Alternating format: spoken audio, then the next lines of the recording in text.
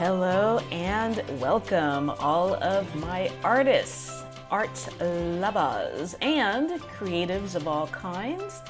This is Raven's Fine Art.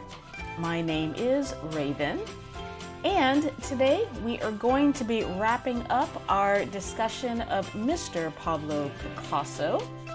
We are going to be discussing his most significant contribution to the art world, Cubism. Thank you for those who gave me some feedback on the next book that we will tackle. It will be Think and Grow Rich from an artist's perspective, so I'm looking forward to that. But for now, let us wrap up our discussion of Picasso and discuss Cubism. So stay tuned. All right, so last week we discussed the important piece, Les Demoiselles d'Avignon. So there was about a 1-year hiatus between the time that work was completed and when he started working on his next movement. And this was unusual for Picasso. He's always pretty much a decisive person, moving from one thing to the next. But you can imagine Les Demoiselles had such a profound impact on people, and probably on him as well, that he needed some time to just kind of work out what he should do next. So he had met Braque. So Brock was his co-conspirator coming up with Cubism, and they met for the first time in autumn of 1907. Brock was from Normandy, and he was actually trained as a painter-decorator before actually becoming a fine artist. And both he and Picasso were very much into Cézanne. Picasso actually owned a few of Cézanne's pieces, so they had that in common. So when they met, they hit it off and they formed kind of an artistic alliance, started working together. And that collaboration led directly to the birth of Cubism. So that's really significant because sometimes artists can be very obviously insulated and insular, working by themselves in the studio. But really incredible things can happen when you open yourself up to working with others, even if you're not necessarily painting, on the same pieces, although there are some artists that do that. I think that's kind of challenging. But when you're just collaborating in the sense of you're exchanging ideas, you're doing your own separate work, but you're coming together and you're working towards the same goal, that can really be powerful because you're going beyond what either of you can do on your own.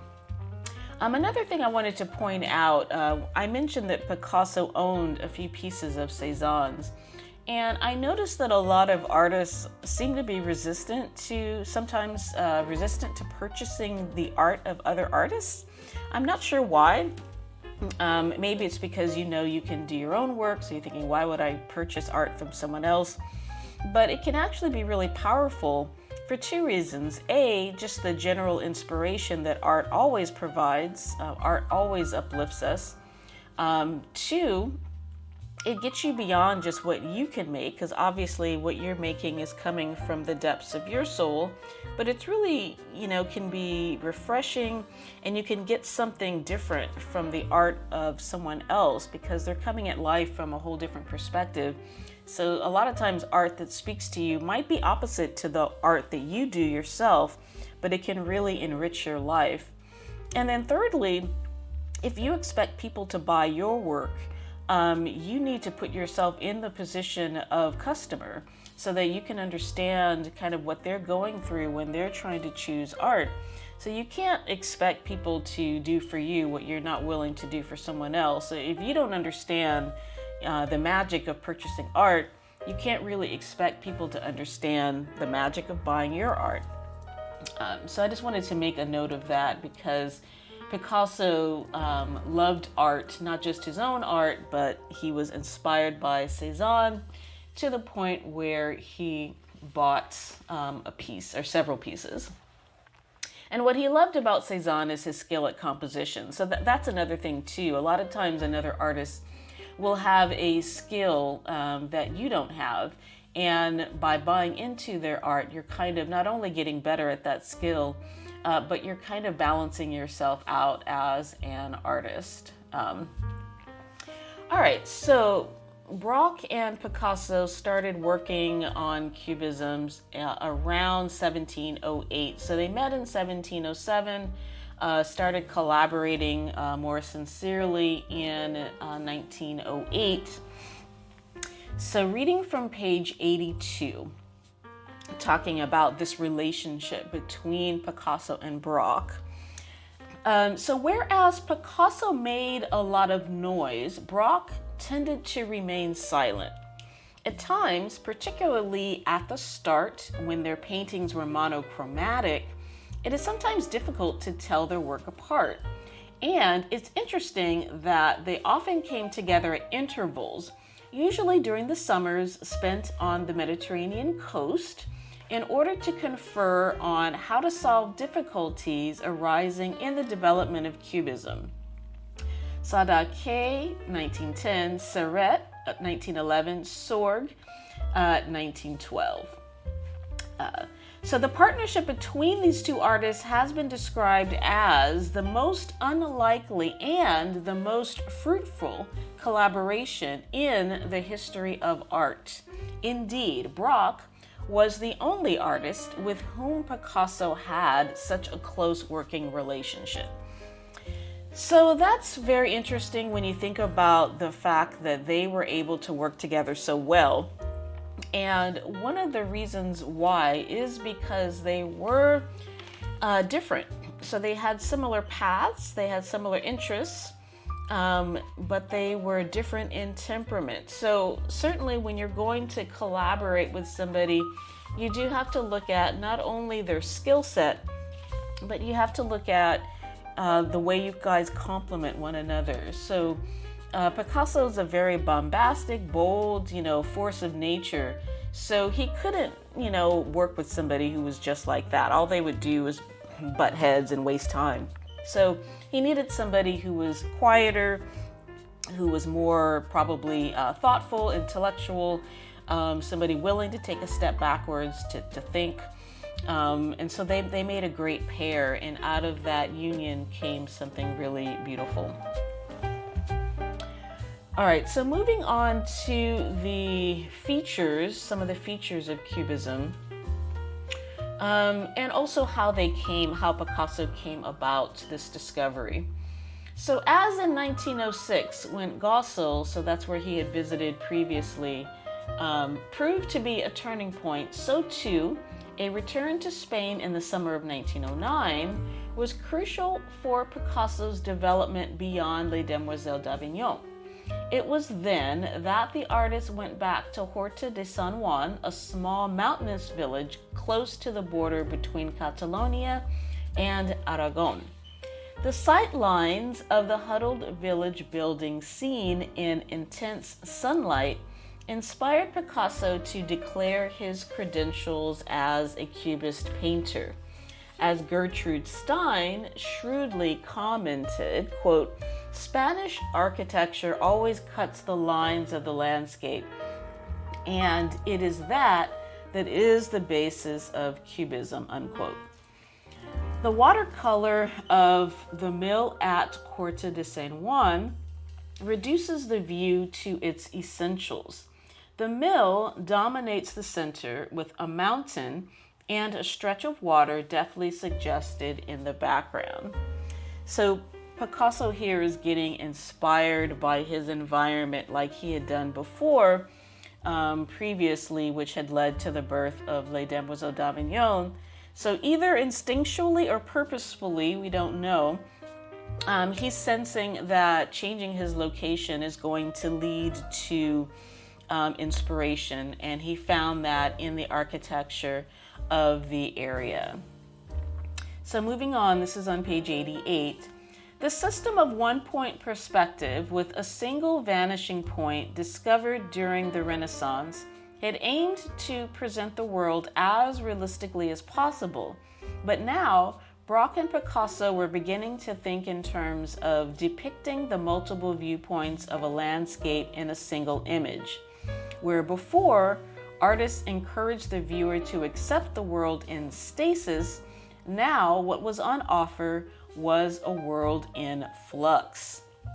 Okay, so Cubism was so incredibly fascinating and groundbreaking because of that, because it was going beyond the normally acceptable, realistic view of perspective, 1 point or 2 point perspective. And now what we're trying to do is to get multiple viewpoints at once. So when you're looking at a Cubist painting, you're looking at the front and the side and the top and the bottom all at once. And you can see that if you look closely. And it's really cool because it makes you look at the painting longer, because you're trying to figure out which way is up.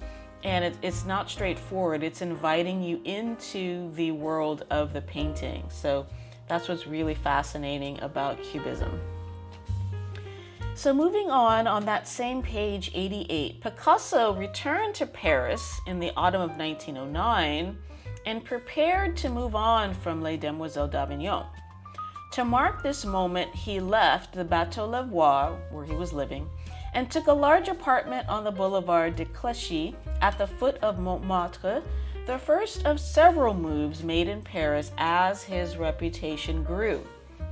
He was now in a position to devote himself totally to the development of the Cubist style in his painting and sculpture. The result was the invention of a whole new visual language in art. It was matched by similar radical advances in literature, philosophy, and music. The dramatic nature of these developments has to be seen against the background of events that ended in one of the most cataclysmic events in the history of humanity, namely the First World War. Okay, so this passage is key because it's telling you that yes, Picasso was doing his own innovations and he was step by step moving into this new style as we see him growing through Blue Period, Rose Period, Les Demoiselles, and then now Cubism. But what's important to note, as the passage says, is that there were other similar radical advances being made in literature, philosophy, and music.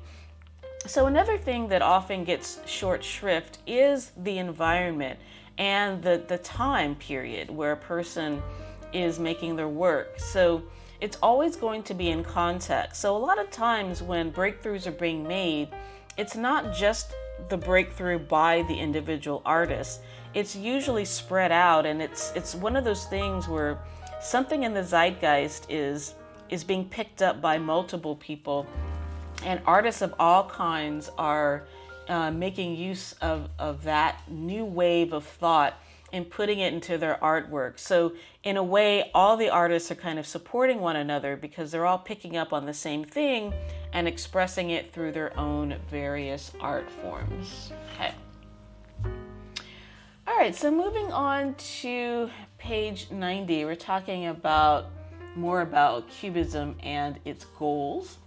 So the aim was not to continue making images in a mimetic way based on a fixed viewpoint at one particular moment, but to heighten responses and to provide greater conviction by rendering motifs as though observed simultaneously from several viewpoints and at several moments in time.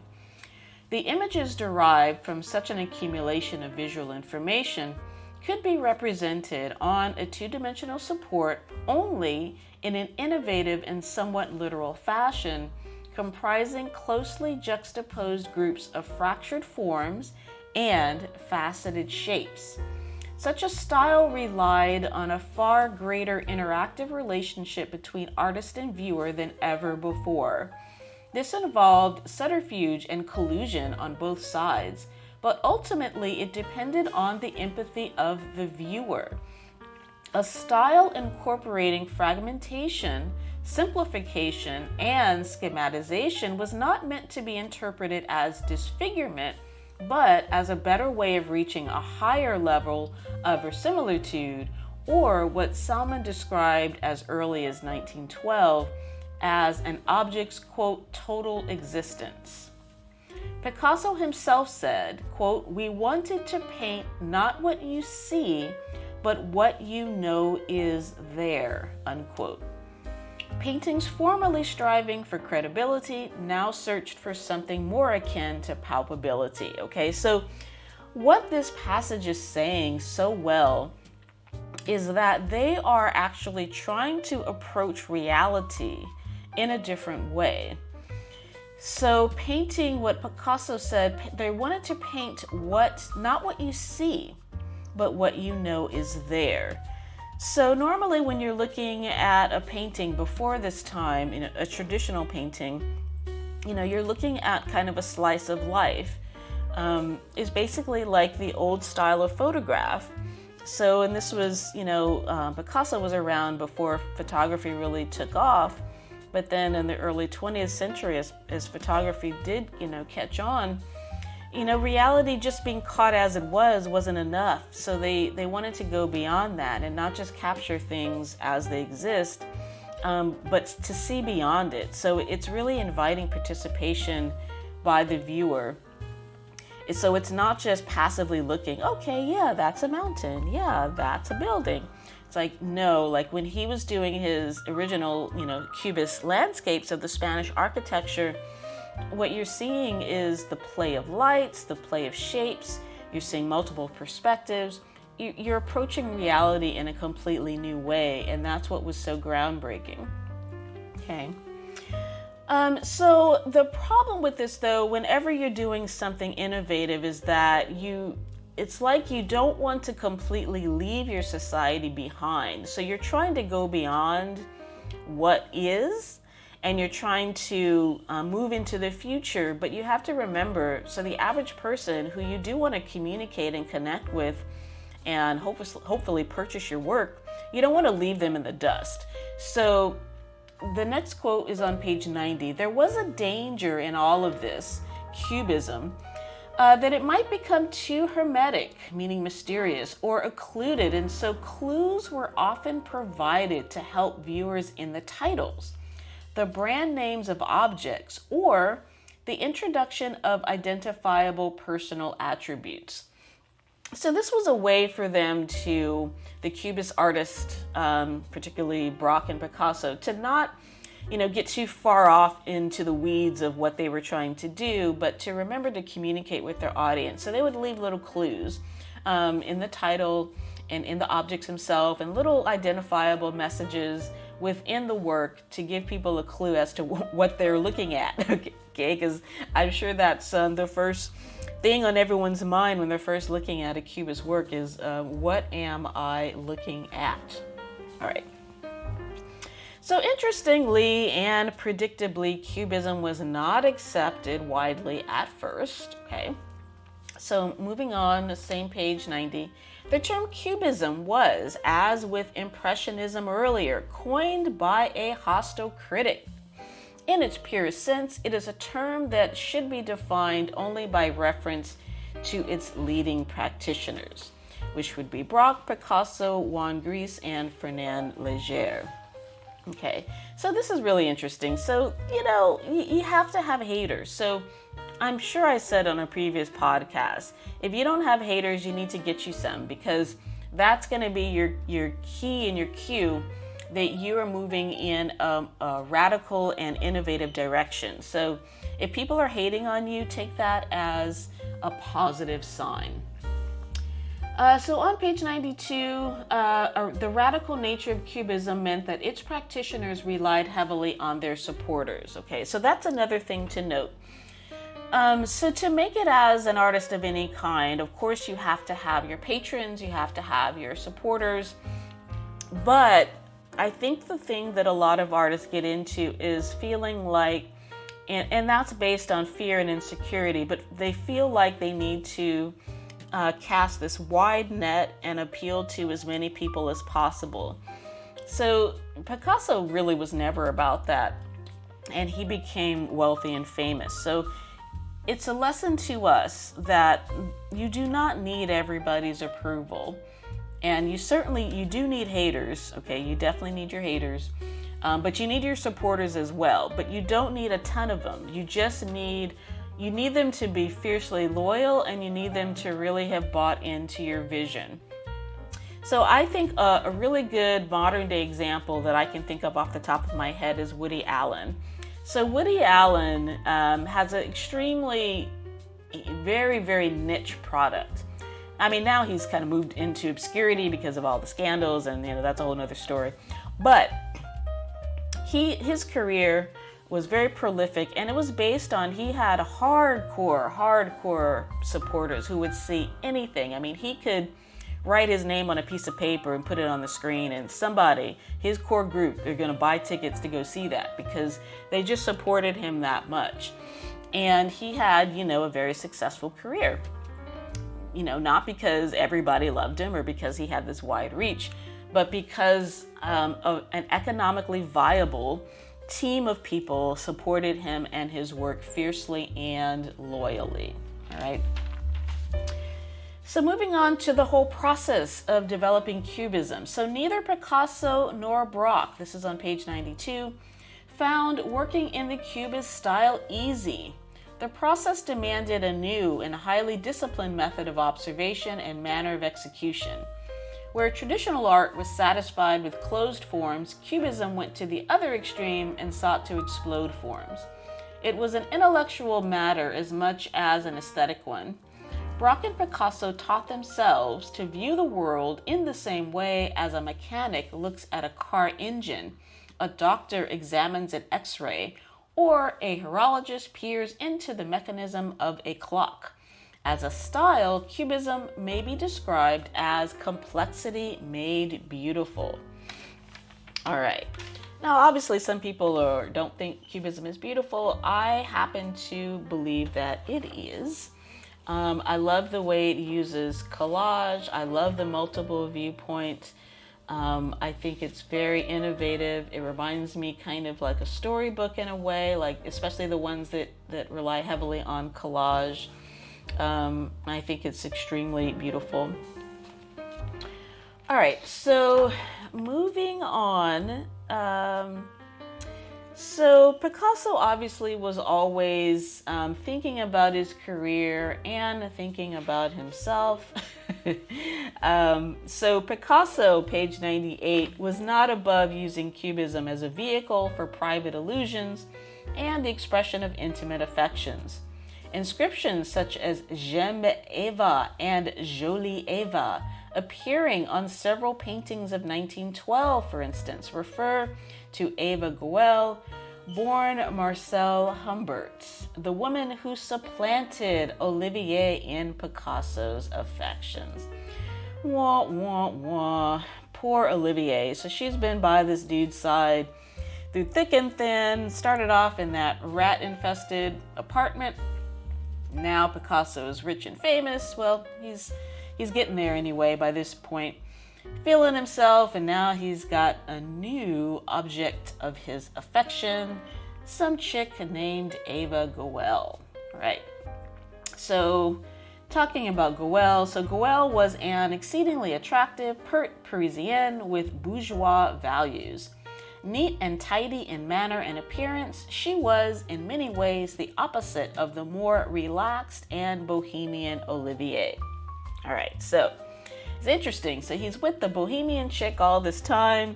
They're going to all these art destinations. She was his muse. But now he's making a little bit of money. He's moving on to some bourgeois values, and he's got the perfect representation, a bourgeois chick. All right, so wrapping up. So he's gone off with Goel, this new lady. He's moved on from Olivier. And one thing that I noticed for the rest of the book is a lot of it is him moving from lover to lover, kind of as a reflection of his different art passions. So he's kind of like, he's really externalizing his internal process in his work and also in his choice of lovers. So that's interesting in some sense, but I am not really interested in pursuing all of that, his messy lifestyle.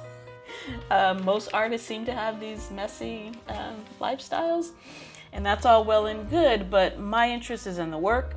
So that is basically wrapping up Cubism. Cubism was a force of nature at the time. It certainly wasn't easy. Braque and Picasso labored hard. They had to also think outside the box, because think about it. I mean, they're part of their society as well. And even though they're getting these inspirations to move forward with this new vision, they're having to shake off the vision that they have had, the way of thinking that brought them where they are, at that moment. And that's what we have to remember. So as we progress as human beings and as artists, we have to remember we're not only moving forward, we're also releasing the past. And that's a difficult process. And it's not easy. It's hard work, because you have to step up to this new level, and that requires letting go of what you already have. Okay. All right, so that's Cubism. So let's talk about our takeaways for this week and this whole book. So specifically from this chapter and Cubism and this slice of life into Pablo Picasso, I've come up with 5 takeaways. So number 1, collaborations with the right person can be groundbreaking. So we saw the coming together of Braque and Picasso and how fruitful it was, because they had the same interests, they had the same aesthetic, they had the same work ethic, and they had the same vision, but they were complementary in their temperaments. Whereas Picasso was way out there, Braque was a little bit more grounded and methodical. Number 2, don't be afraid to go beyond the boundaries of what people are currently find acceptable. So remember, the critics insulted both Impressionism and Cubism. So this is really important to remember. So people are always going to act like they know best what you should be doing. But whenever that happens to you, think back to Impressionism and Cubism. So the critics, now these are the critics were the professionals of the day. They were sort of they were part of the gatekeeping crew. They were part of the establishment. And they said that in both Impressionism and Cubism's case, they both said, hey, this sucks. This isn't art. This is terrible. This should go away. They didn't know what they were talking about, okay? So don't listen to people, okay? You're an artist. Listen to yourself. I really cringe when I'm in these artist groups that I'm in and I hear artists saying, is it okay to blah, blah, blah? Or should I blah, blah, blah? I mean, stop it. Stop asking for permission. You're an artist. Do what you want to do. That's the whole beauty of being an artist. Don't ask permission. I don't even care if it's another artist. You think Picasso was going around asking other artists if they thought Cubism was good or not? No, he had to work on it in the privacy of his own studio. He had to perfect it himself, and then he came out with it. And even after he had, his perfected version of Cubism, still people didn't like it. So don't ask for permission. Just, if necessary, ask for, forgiveness. But definitely don't ask for permission. All right, number 3. Please do not try to be everything to everyone. Okay, you cannot please everybody, and you shouldn't. You need a group of true fans with disposable income, of course. Okay, but who you are is as much about what you consistently say no to as much as what you say yes to. So remember, as you're progressing, you're saying yes to the new vision, but you're letting go and you're saying no to some things too. As you start refining and perfecting your brand and your vision and your art style, you're also having to let go and say no to things that don't fit in with that. So don't be afraid to offend people. Don't be afraid to quote unquote disappoint people. People are always going to be more comfortable when you're doing what they want you to do. But that's not what you're here for, okay? You're here to be true to what's inside of you. All right, number 4, but the counterbalance to what I just said is don't be too obscure, okay? Sometimes people go off into the weeds, navel gazing, and they forget to communicate with the viewers. So you got to have somebody like your work. You don't need everybody, but you got to have somebody. So as a light bearer, as a forerunner of society, which I believe artists are, your job is to hold the light up, is to be the standard bearer, is to pave the way. And in order to do that, you can't leave everybody behind. You at least have to give some clues as to what you're talking about to bridge the gap between this grand vision that you have and where the rest of society still is. Okay, it's got to be palatable enough for them to join you on the journey and not just be confused and give up, okay? So don't forget about your artist. Don't be too cryptic. Don't go too far off into your own head and get lost in there, because you're going to leave behind your mission, which is to communicate and to provide the example and the insightful ideas that your society can grow from. Okay, so like all artists, whether you're a visual artist, a writer, dancer, your job is to pave the way for the rest of society to see life in a new and elevated way. And number 5, do not be afraid to sneak purely personal messages into your work, okay? Those little accents really, I think, are exciting for the viewer because they get to peek inside of your crazy artist brain and see where you're coming from. And it's another way, like in the previous point, to kind of bridge that gap between what's going on in your head and communicating with the viewer. So little personal messages are really cool. But if you're like Picasso and you are sending messages to your mistress, then you are messy and foul.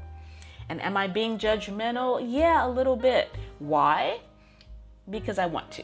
All right, so that is it for today. That is Cubism, wrapping up our lovely friend Pablo Picasso, taking his example of being bold, being fearless, being innovative, collaborating with others, traveling, going within, not being afraid to push beyond the boundaries and do things that have never been done before in quite the same way, using materials like the way he used collage in a different way, using mixed media. Don't be afraid to do that. Pablo Picasso is our example. So next week, as I mentioned in the intro, we are going to be moving on to Think and Grow Rich for Artists. So we are going to get ourselves together financially as artists. That whole starving artist thing is tired, as I've said many times and will continue to say. So this group of listeners here, we are going to get ourselves together and we are going to be the light bearers to the light bearers, okay? We're going to be the kind of artists that are the leaders for other artists. We are going to have our stuff together, including our money, which is extremely important. All right, so until then, have a beautiful and productive week, and I will see you next time. Bye-bye.